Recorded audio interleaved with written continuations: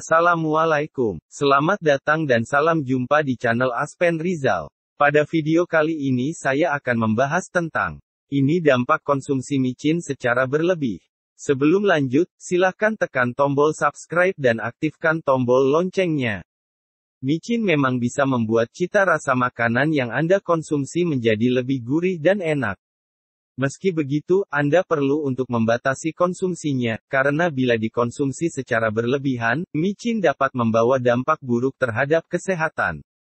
Seperti halnya garam dan merica, penggunaan micin atau MSG monosodium glutamate sebagai penyedap rasa makanan sebenarnya aman-aman saja.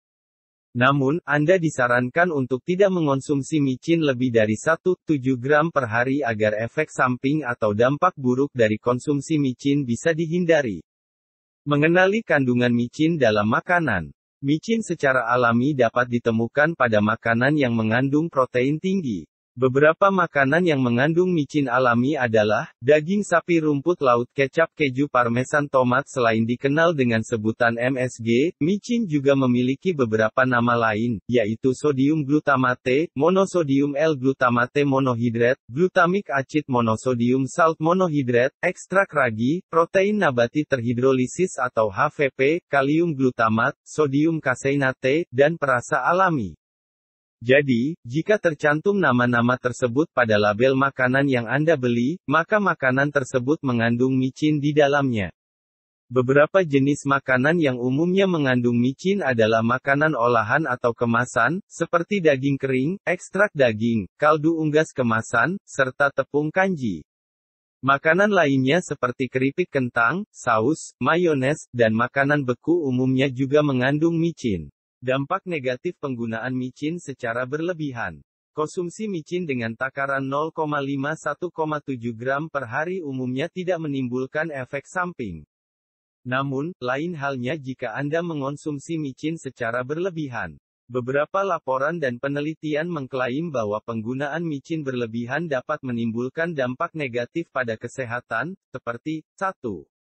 Chinese Restaurant Syndrome. Kondisi ini bisa terjadi saat Anda mengonsumsi micin lebih dari 3 gram per hari. Gejala dari sindrom ini beragam, antara lain sakit kepala, mati rasa, kemerahan, kesemutan, jantung berdebar, nyeri dada, mual, lemah, letih, dan mengantuk. Gejala yang muncul bisa ringan hingga berat, tetapi orang yang sensitif terhadap micin atau MSG mungkin akan mengalami gejala yang lebih parah saat terkena Chinese Restaurant Syndrome. 2. Kerusakan sel saraf. Sejumlah penelitian menyatakan bahwa glutamat pada MSG dosis tinggi dapat bertindak sebagai racun yang menyebabkan kerusakan sel saraf. Bahkan, disebutkan pula bahwa MSG dapat menyebabkan gangguan fungsi otak dan kerusakan berbagai organ. Sejumlah penyakit yang dikaitkan dengan kerusakan saraf akibat konsumsi MSG berlebih adalah penyakit Alzheimer, penyakit Parkinson, dan stroke. 3. Asma. Penelitian lain juga menunjukkan bahwa mengonsumsi micin dengan takaran berlebih dapat menyebabkan asma, khususnya bagi yang sensitif terhadap MSG. Jumlah takaran yang dapat memicu asma adalah sebanyak 3 gram dalam sekali makan. 4. Obesitas dan kegemukan. Konsumsi micin secara berlebihan juga diyakini dapat menyebabkan obesitas atau kegemukan. Namun, penelitian ini perlu diteliti lebih lanjut karena ada pula penelitian lain yang menyatakan bahwa micin dapat menimbulkan efek kenyang lebih lama dan dapat membantu menjaga berat badan. 5. Sakit kepala dan hipertensi. Konsumsi micin dalam jangka panjang juga diyakini dapat menyebabkan peningkatan tekanan darah. Beberapa orang yang sensitif terhadap micin juga akan mengalami efek berupa sakit kepala setelah mengonsumsinya. Meski begitu, penyebab hal tersebut belum diketahui secara 6. Kerusakan sel. Sejumlah peneliti juga mengklaim bahwa MSG dapat merusak sel dan materi genetik. Efek micin ini diprediksi bisa merusak limfosit atau sel darah putih. Namun, hal ini pun masih perlu diteliti lebih lanjut. 7.